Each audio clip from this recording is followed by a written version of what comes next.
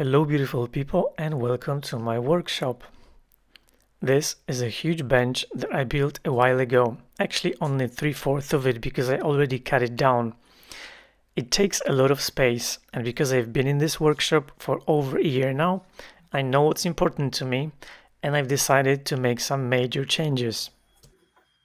In this video, I will take everything apart and completely rebuild my workshop. Because I know what's important to me, my priorities for this makeover are floor space, storage, and convenience. I was actually hoping to save half of this bench just because I really liked it, but in the end I decided that it just wasn't gonna work. It just took too much space, was too big, and I just took it apart. This huge wall unit I got off Facebook Marketplace, and it was kind of useful and I quite liked it, but again, too big and it wasn't very practical. I did like the bottom bit of it with the drawers, so I decided to keep that.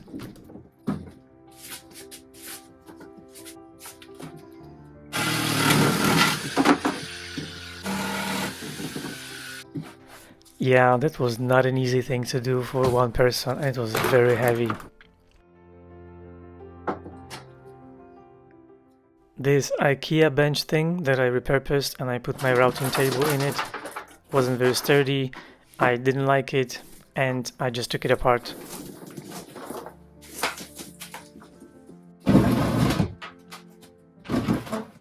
So like I said, I decided to keep the bottom bit, but it was just a little bit too long to fit in this space, which is incredibly annoying because I had to cut off both ends and redo them. Took me a couple of hours, but as you can see, it worked. Yeah, that isn't exactly straight, but that's because of the floor, isn't so?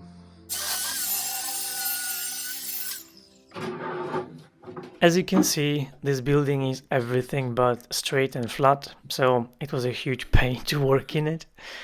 But precision was not my priority, so I didn't really care if everything was perfect as long as it was practical, sturdy, and it just looked the way I wanted it to. As I mentioned, one of my priorities for this makeover was convenience, and having plywood on the walls, in my opinion, was the easiest way to achieve it, as you will see in a minute.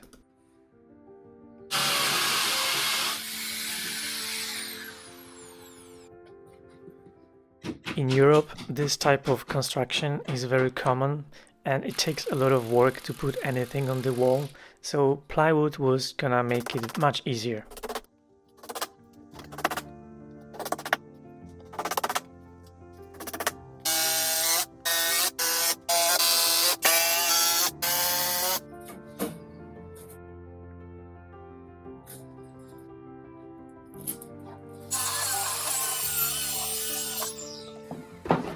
I know that many of you guys liked my workshop, so you're probably thinking, what's the point of putting all this work into another project? But like I said, floor space was really important, and every time I worked on a project and I had a piece of furniture taken apart, I couldn't really move, and also filming was really complicated and I would just knock things over all the time and trip over cables, so I had to do this. To save some time, I bought this bench because it wasn't very deep and it was just perfect for this space, and it also had two vices which I really needed.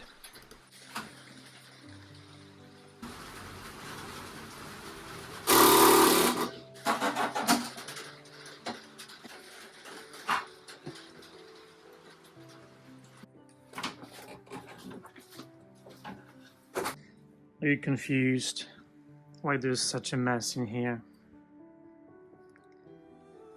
Me too.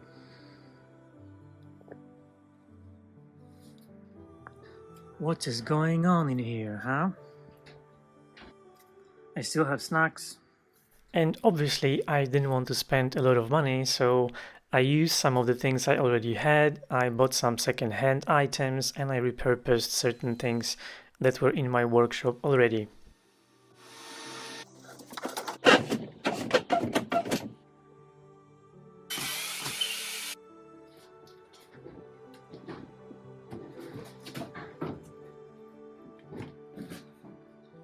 I don't know why I haven't done this before, because those two units fit in there just perfectly, and that was a dead space.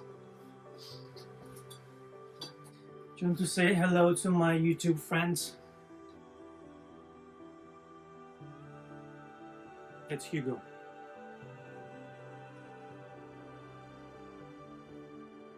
They basically were made for this space. I'm a bit worried because there is a lot of moisture on the floor and there is some damage. This is MDF, so can't really do anything about it right now, but I elevated it, put some wood underneath on both sides, so hopefully they'll dry.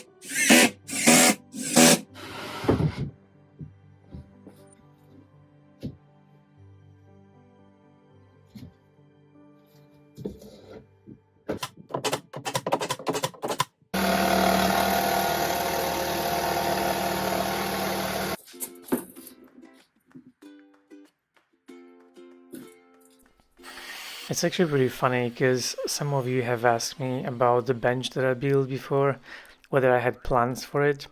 And the way my brain works, I don't really plan much. I have everything in my head. So I basically just, come up with ideas as I go.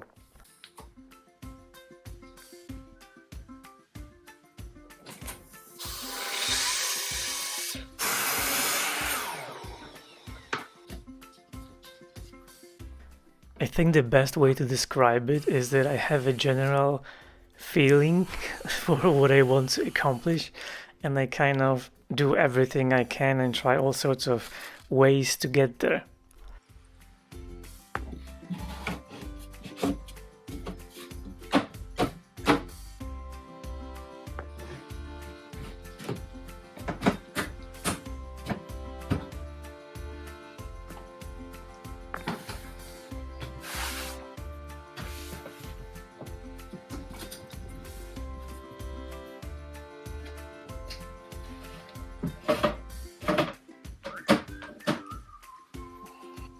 This is not where I'm gonna leave all those things. I'm basically just putting things away so I can get an idea how much stuff I have, and just to make it easier to walk around.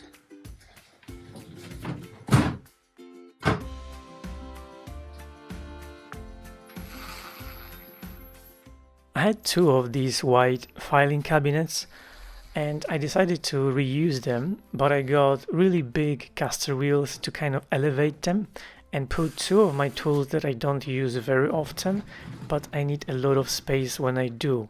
So this way I can move them towards the middle of the workshop and also closer to the dust extractor and connect the hose. This cupboard is for storing CDs and DVDs, and as you will see, I think I got 5 or 6 different types of storage for CDs, and they were super useful for the workshop because they were small. I could put lots of little things in them and they just work perfectly for my space.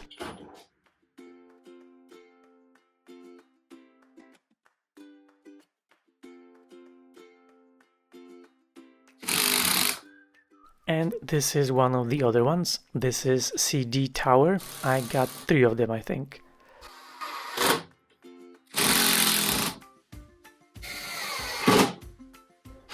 It's just that instead of using it vertically, I used it horizontally and removed some of the shelves, and it worked just fine. And this is the third type of CD/DVD storage that I got.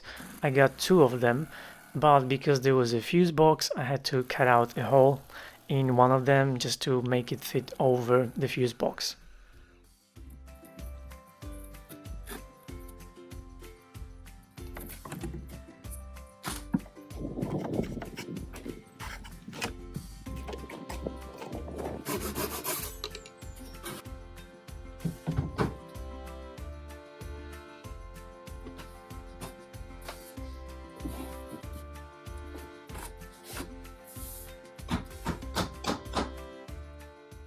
It's funny because it probably looks like I planned for all of these cupboards to fit together, but I didn't really. All I did was remove the skirting from those two on both sides. That's it.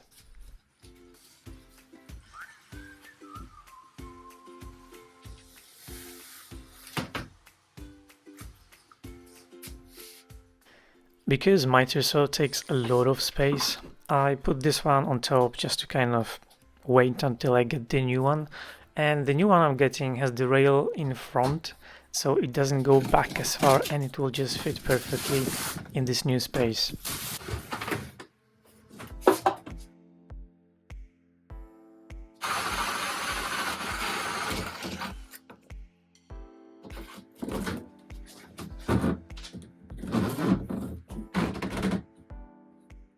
Now that my workshop is ready, I'll be able to start working on a new project right away, and I have a really good one for you. I also wanted to say thank you because you really enjoyed my last video, my collaboration video with David from Mayfield Restorations. If you haven't seen it, I'll put link in the description and in the end screens.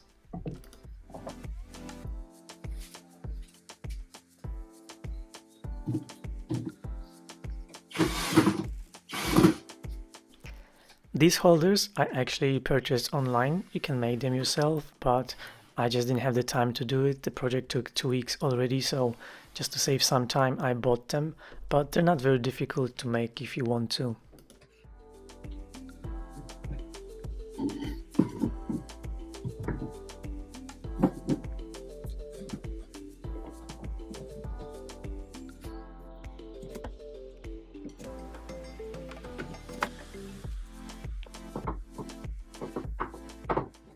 I also wanted to say a huge thank you to all of you generous and kind people who support me via Buy Me a Coffee or by hitting the super thanks button or by visiting the links in the description.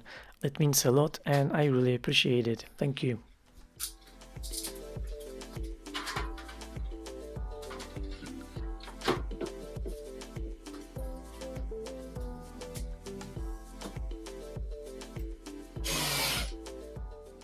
As you can see, I'm using a mix of French cleats, pegboards, screws, hooks, all sorts of things, and that's why plywood is so great. It's very versatile.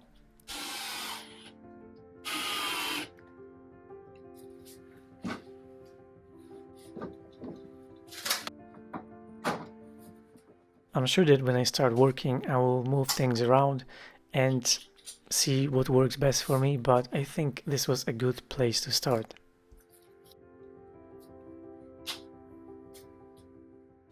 These lights are actually very nice and super easy to use. You just link them together and you can link up to 8 of them. Because I had more, I had 2 sets of them, and you need to do some wiring, but they're great, and I also made them controlled by a remote controller.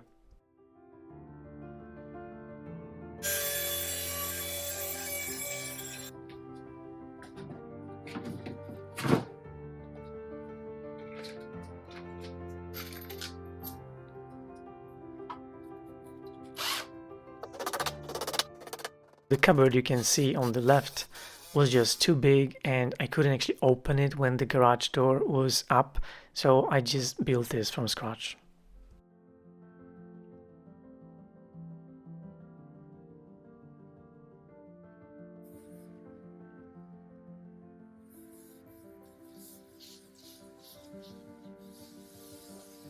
I just refinished the top of this bench a little bit just to make it nicer because it was really stained. I wanted some extra worktop space for when I'm using my laser, and this was absolutely perfect.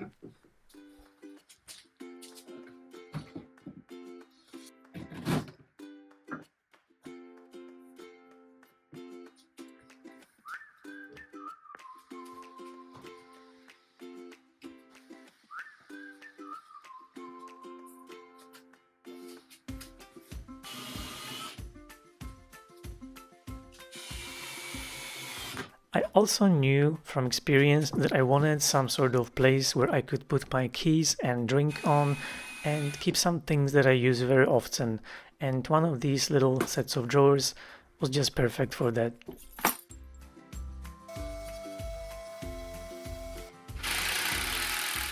This is actually a shelf from the bench that I took apart, and I didn't have any plywood left, so I just used it for storage. I've always wanted to have some sort of logo in my workshop, but I wanted to wait until I actually did the makeover, and this was perfect timing because I just got this laser from Creality. It's called Falcon2, so I wanted to see what it could do. First of all, unlike any other laser I've ever used, this came assembled, as you can see it, out of the box, which was just amazing, and it saved me a lot of time. And if you're not very technical and you don't want to bother putting things together, this is just the perfect laser for you. So it's 22 watts and it can actually cut through a decent size of wood. So I decided to engrave my logo and also cut it out. Most of you probably don't care about the technical specs, so all I can say is that the quality is great and it works really well. I think I want to make a bigger one, so I'm not attaching it permanently.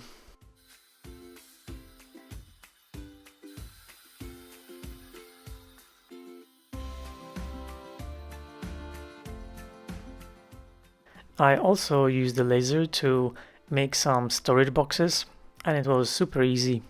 I think this laser sits in the sweet spot as far as affordability and what it can actually do, and if you're interested, I'll put links in the description.